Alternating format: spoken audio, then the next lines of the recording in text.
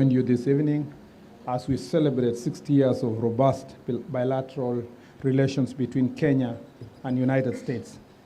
This gathering is not just a testament to our shared history, but a clear indication of the potential in our partnership to drive growth, innovation, and opportunities, especially within this creative sector. Kenya's creative sector contributes 5% of our national GDP, creating jobs and fostering a healthier, happier society. Recognize its immense value.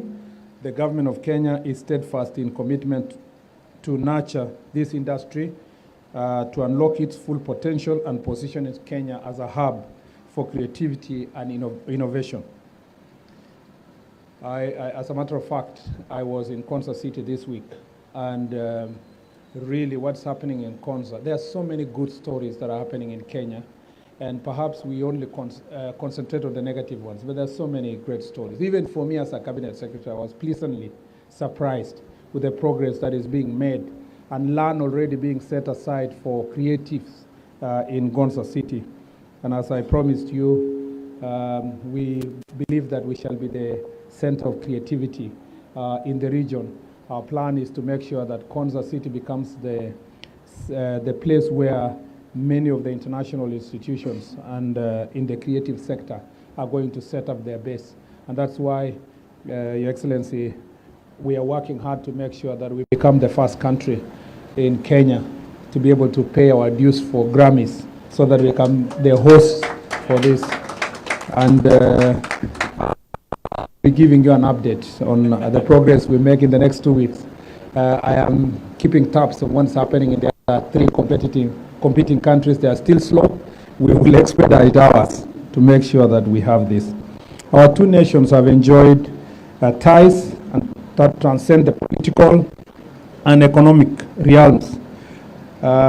We jointly share a history of producing the first president with Kenyan roots, President Barack Obama, to fostering collaboration in film, music, and sports. We continue to demonstrate how cultural diplomacy can unite people and create impactful opportunities. As a matter of fact, the President Obama would not have been there if it was not for the Tom Mboya airlifts. And so it was first education, then it led to him.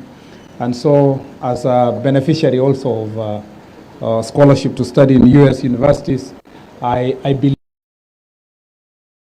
and I became a better person by having an opportunity to study in the US. And so many young people in this country still look forward to having similar opportunities. And therefore, sports and culture and creatives is the new link, that the new form of airlifts that can give opportunities for further cultural and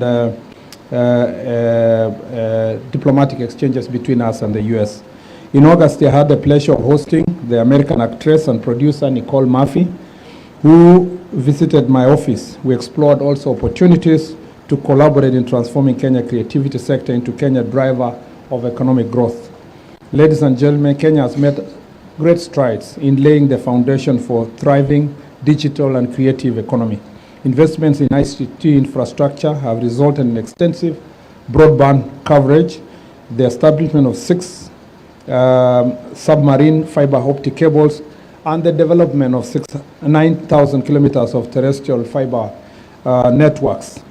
These advancements have created a fertile ground for creativity and innovation to thrive. As a government, we have initiated transformative programs such as Talanta Hela, which identifies and nurtures youth talents in sports and creativity through grassroots training camps. Similarly, we have other opportunities also on the part of the youth, including our Nyota program that we are implementing with the World Bank, which intention is to equip our young people with entrepreneurial training and financial support for creative projects. I was in Kericho yesterday and I was really impressed that the county government also is implementing similar programs. And this is happening in about 35 counties across the country, where county governments are investing in giving skills to young people so that they can be able to learn about film, about teaching about another ICT skills that will help them to advance themselves in the sector of creativity. To enhance creative industry further, we are developing a comprehensive creative economy policy and finalizing an intellectual property policy to protect creative works and foster innovation. If there's a place we are really doing badly as a country, is the protection of intellectual property. There is too much piracy. There is because of the history that we come from as a social community. People are wondering why, when you go and record a film about Agiriama community, ways of life and so forth, they're wondering why can they just access it? Why are you supposed to protect it? Why is it preserved for a particular person? But it's important for us to appreciate that we cannot progress as a nation if we have a weak intellectual property regime. In fact, the reason why we have Silicon Valley in the US, I hope that was not deliberate acts of sabotage. Yeah? Or is it a signal that I'm talking too much? I'm almost there. The point I'm making is that we cannot talk about the US Silicon Valley without intellectual property protection. And therefore, the intellectual property policy we are developing will now give a more stronger, robust regime for protection of works of creative, from the creative industry sector. The Kenya Film Commission and the Kenya Film Classification Board continues to promote local production and position Kenya as a leading filming destination, while initiatives such as upcoming Who's Next National Talent Search aim to leverage technology to identify and monetize your talents. As I said earlier, the Concert Technopolis is another ambitious venture that highlights Kenya's vision for modern creative economy with projects like Digital Media City and the Smart Sports Complex that are being developed with a plan to develop them in Konza is set to attract investments, create jobs, and transform Kenya into a regional hub for media, entertainment, and sports. Our collaboration with the United States is essential in advancing this vision. President William Ruto's state visit to Washington in May marked the launch of several initiatives to elevate culture as a diplomatic platform that will bring people together, preserve cultural heritage, and bolster Kenya's creative economy. Programs such as American Music Mentorship Program and the Film and TV Leadership Initiative are equipping Kenyan professionals with world-class skills through training, mentorship, and networking with American industry leaders. This renewed commitment builds on the Ambassadors Fund for Cultural Preservation, which has supported efforts to preserve cultural heritage, contributing to local economies and tourism. By partnering with the private sector, government can do a lot. I am aware, for instance, of the U.S. government partnership in key industries such as the Recording Academy, the University of Southern California School of Cinematic Arts, and other leading private sector and civil society institutions to launch new programs that will promote collaboration, build capacity, and bolster professional creative industry ecosystems. I'm glad to know that through these initiatives, the U.S. and Kenya will connect industry leaders in music, film, and television. They will also provide key technical and vocational skills needed to support a suitable and thriving creative infrastructure. Preservation will support the ongoing efforts by National Museums of Kenya to preserve the archaeological site of Takwa, a 15th and 16th century Swahili trading town, not far from where we are here. And that is something we are doing together with the US. The United States and Kenya have shown the public-private synergies can accelerate growth in creative economy by combining government support with private sector investment. We can provide financing, capacity building, and global market access to ensure creative talents thrive. As we commemorate 60 years of the Kenya-US ties, let us deepen our partnership in creative economy through cultural exchanges, co-production agreements, bilateral funding programs, and knowledge-sharing initiatives. I invite U.S. private sector players to invest in Kenya's creative economy and foster peer-to-peer collaboration that will drive growth and innovation. I was also happy to host, I forget his name, but he came from the one of the biggest recording houses in the U.S., and they are partnering with the Meru University to make sure that we establish also Bharat?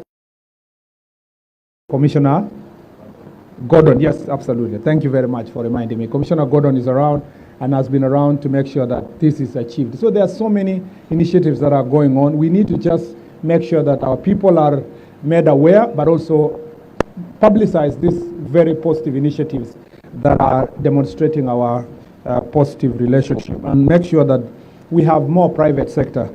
And I just want to challenge, because I roads and infrastructure and roads and transport, where a lot of private sector initiatives are supposed to be. The real reason why in other countries, and I was joking with my friend Wakili Yusuf here, I was asking him, are you here as a sponsor or as or he suddenly became creative? I didn't leave him when he was very creative. So the only possible argument, I said, as a lawyer, he might have made some money here and there, and he has decided to sponsor one of the films. But the point is that the real drivers of growth in the film sector in developed world, including the US, is the private sector. We can't keep waiting for government sector, because there is return. This is a sector that you can make money. We can sell your content to Netflix, to Showmax, and many others. And so the issue here is that we need to encourage more people from private sector, Hersi, your friends, to make sure that they invest in this sector. And I want to and thank those who are already doing so, and hopefully we can do even more to make sure that this sector succeeds. Thank you very much, Ambassador, for having me. I came specifically for this, and now that you've given me a chance to say something, now I can ask whether my ticket is ready to go back to Nairobi, because I have another assignment tomorrow in Eldoret and Bungoma. So thank you very much, and may God bless you. Asanteni sana.